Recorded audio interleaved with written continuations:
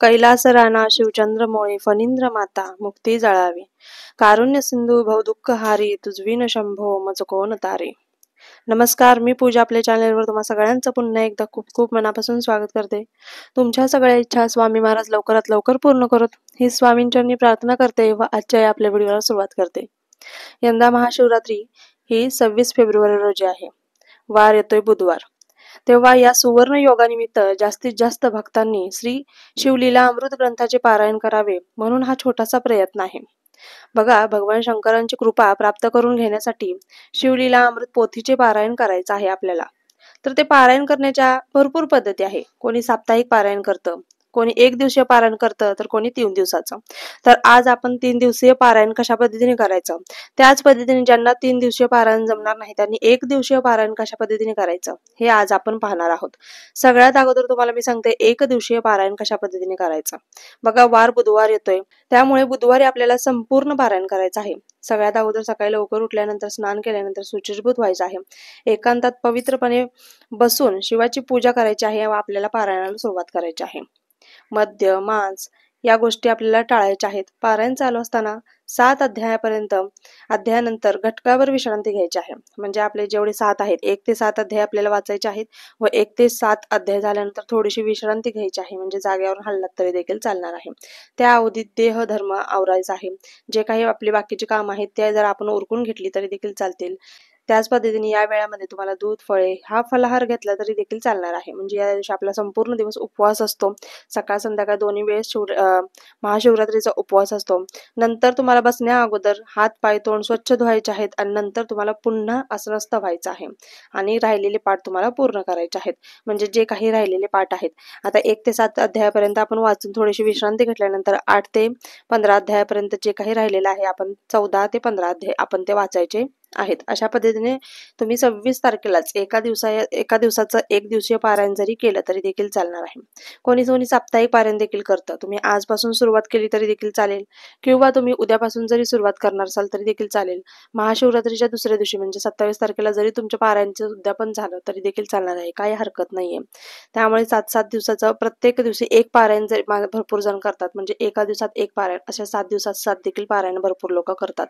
सर्व इष्टकामना पूर्ण होऊन रोग मृत्यू पाप ऋण दारिद्र्य संकटे कोडासारखे असाध्य रोग देखील या शिवलीला अमृताच्या ग्रंथाने आपले टळत असतात, नष्ट होत असतात. आयुष्यात धन संपत्ती संतती वाढते व तुष्टी पुष्टी आपल्याला मिळत असते. बघा, त्याच पद्धतीने आपल्याला जर साप्ताहिक पारायण करायचं असेल तर तुम्हाला जसं की सांगितलं, रोज तुम्हाला 2-2 अध्याय वाचायचे आहेत. म्हणजे 7 दिवसात तुमचे 14 अध्याय होतात व त्याच दिवशी संध्याकाळी तुम्हाला 15वा अध्याय वाचायचा आहे. जर तुम्ही आजपासून सुरुवात केली तरी देखील चालेल किंवा उद्यापासून सुरुवात करणार असाल तरी देखील चालणार आहे. पारायण सुरुवात करण्या अगोदर 3 दिवसीय करा किंवा 7 दिवसाचं करा किंवा 1 दिवसाचं करा. 3 दिवसाचे पारायण तुम्हाला सोमवारपासून सुरुवात करायची आहे. सगळ्यात अगोदर सोमवारी तुम्हाला सायंकाळच्या वेळेस कोणत्याही आपल्या जवळपासच्या भगवान शंकरांच्या मंदिरात तुम्हाला जायचं आहे. जाताना तुम्हाला 11 बेलाची पानं तुम्हाला घेऊन जायची आहेत व 11 बेलाची पानं तुम्हाला भगवान शंकरांच्या पिंडीवरती तुम्हाला व्हायचं आहे.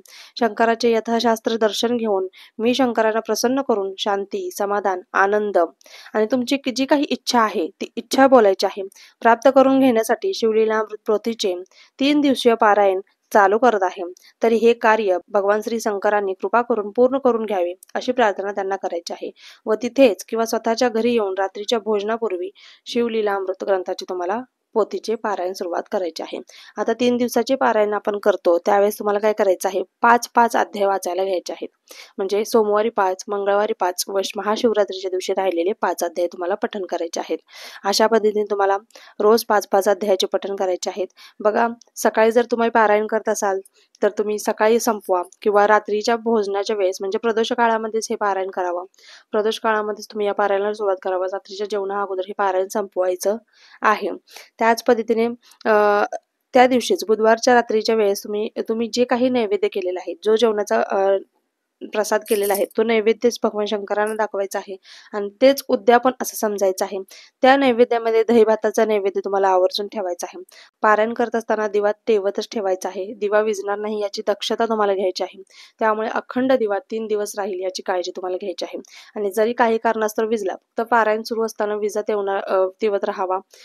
काही कारणास्तव मालवलाच दिवा म्हणजे पारायण संपल्यानंतर तर काही हरकत नाहीये, पण फक्त पारायण करताना दिवा चालू राहील याची काळजी तुम्हाला घ्यायची आहे.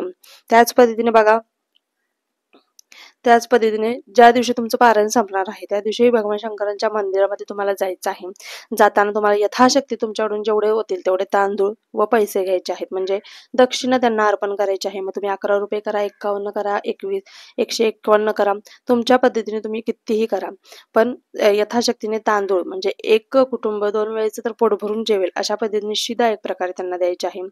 आणि शैव संप्रदाय साधूला कमीत कमी 21 रुपये दक्षिणा व पांढरे वस्त्र दान द्यायचं आहे. नाही जमलं तर तिथे मंदिरामध्ये जे ब्राह्मण आहेत त्यांना जरी दिले तरी देखील चालेल. पोथी मोठ्याने वाचायची आहे, कारण त्याच्यातले जे शब्द आहेत ते इतरांना देखील ऐकायला जावे याची दक्षता घ्यायची आहे. आपण ज्यावेळेस शिवलीलामृत पारायण करतो त्यावेळेस घरातील जी काही नकारात्मकता आहे, वाईट शक्त्या, वाईट बाधा आहेत, त्या देखील घरातून पळ काढतात व घरामध्ये पॉझिटिव्ह वाईब्स यायला सुरुवात होतात. त्यामुळे कधीही शिवलीलामृताचे पठण करताना तुम्ही आवर्जून मोठ्या आवाजातच पठण करायचं आहे. आणि ज्यावेळेस तुमचं शिवलीलामृताचं पठण पूर्ण होईल, तुमचं पारायण कंप्लीट होईल, वाचन झाल्यानंतर तुम्ही 108 वेळा ओम नमः शिवाय या मंत्राचा जप करत राहायचं आहे. आता 108 वेळा जप करायचा आहे, पण ज्यांना पारायण करणं जमणारच नाहीये त्यांनी काय करायचं, तर त्यांनी 11वा अध्यायाचं पठण करायचं आहे. फक्त 11वा अध्याय रोज 3दा तुम्हाला वाचायचा आहे. प्रथम नियम तुम्ही बघून घ्या. बघा नियम का म्हणजे काय, ज्यावेळेस तुम्ही महाशिवरात्री निमित्त जर तुम्ही 11वा अध्यायाचं पठण करत आहात किंवा पारायण जरी करत असाल तर तुम्ही मांसाहार टाळायचा आहे, ब्रह्मचार्याचं पालन करायचं आहे, परान्न टाळायचं आहे, दुसऱ्यांना दोष देणं किंवा दुसऱ्याचा रागराग करणं, एखाद्याविषयी मनात रागराग घालून घेणं, दुसऱ्याला अपशब्द बोलणं, एखाद्याचा अपमान होईल असं वागणं, या सगळ्या गोष्टी तुम्हाला टाळायच्या आहेत. पारायण काळामध्ये तुम्हाला सात्विक आहार घ्यायचा आहे व त्याच पद्धतीने मन शुद्ध व पवित्र ठेवण्याचा प्रयत्न करायचा आहे. बघा 11वा अध्यायाचं जरी तुम्ही फक्त पठण केलं, रोज 3दा करा किंवा एकदा जरी पठण केलं तरी आयुष्यात तुम्हाला संतती प्राप्त होत नसेल तर संतती लाभेल. त्याच पद्धतीने अभक्ष, भक्षण, मद्यपान, महापापी नष्ट होतील व 1 सहस्त्र कपिला गाय दान केल्याचे देखील 11वा अध्यायाचे पुण्य इतकं मोठं आहे. 11वा अध्यायाचं पठण केल्यामुळे 1 सहस्त्र कपिला गाय दान केलेल्याचं आपल्याला पुण्य मिळत असतं. बघा 11वा अध्यायाच्या केवळ श्रवणानेही 1 रुद्र संपन्न होतात आणि रुद्रपठाचे पुण्य देखील मिळत असते. त्यामुळे जर तुम्हाला पठण करता येत नसेल तर तुम्ही श्रवण करा. श्रवण केले तरी तुम्हाला बघा रुद्रपाठ भले भरपूर कष्ट करून रुद्रपाठ करत असतात, पण तुम्हाला फक्त श्रवणानेच 1 रुद्र संपन्न होतात आणि 1 रुद्रपाठाचे देखील पुण्य मिळत असते. त्यामुळे तुम्ही आवर्जून नाही जमलं तर 11वा अध्यायाचं पठण करायचं आहे आणि 42 ओव्या पठण करायच्या आहेत. ग्रंथाच्या शेवटी दिलेले ज्या 42 ओव्या आहेत त्या नित्य पठण केल्या जातात. ज्यांना वेळेअभावी किंवा इतर कारणामुळे ग्रंथ हा पठण करता येणार नाही त्यांच्यासाठी या ओव्या कामी येतात. रोज सकाळी स्नान करून जर तुम्ही 42 ओव्या वाचल्यात तर तुम्हाला सर्व ग्रंथाचे पठण केलेल्याचं पुण्य मिळत असतं. जर तुम्हाला काहीच जमलं नाही तर शिवलीलामृत ग्रंथाच्या शेवटी 42 ओव्या ज्या दिलेल्या आहेत त्या जरी पठण केल्या तर संपूर्ण शिवलीलामृत ग्रंथ पठण केलेल्याचं तुम्हाला पुण्य मिळत असतं. त्यामुळे तुम्हाला आता एवढे भरपूर ऑप्शन दिलेले, तुम्हाला जे जमेल ते तुम्ही करायचं आहे. या सर्व उपासनेत नित्य नियम पाहिजे. दुर्जनांचा संग तुम्हाला टाळायचा आहे, म्हणजे वाईट लोकांच्या नादाला लागायचं नाहीये. चित्त तुमचं शांत ठेवायचं आहे. नंतर एखाद्या विषयी मनात राग धरून बसायचं नाहीये. भगवान शंकरावरती विश्वास ठेवायचा आहे, श्रद्धा ठेवायची आहे आणि संकल्प करून मग पठणास प्रारंभ करायचा आहे. संकल्प कसा करायचा ते तुम्हाला सांगितलेलं आहे शिवमंदिरात जाऊन.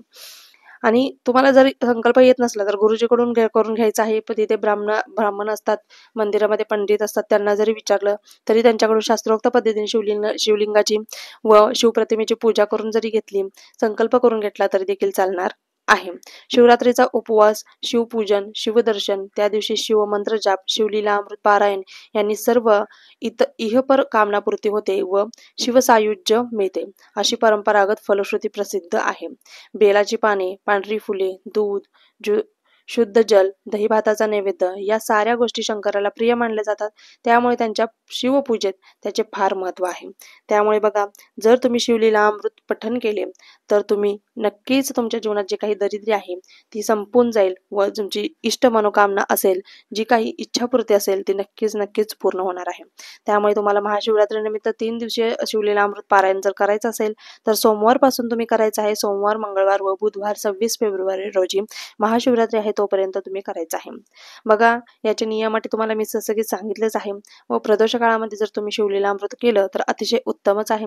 जर शक्य नसेल, तुम्हाला सकाळी वेळ असेल तर तुम्ही सकाळी जरी केलं तरी देखील चालणार आहे.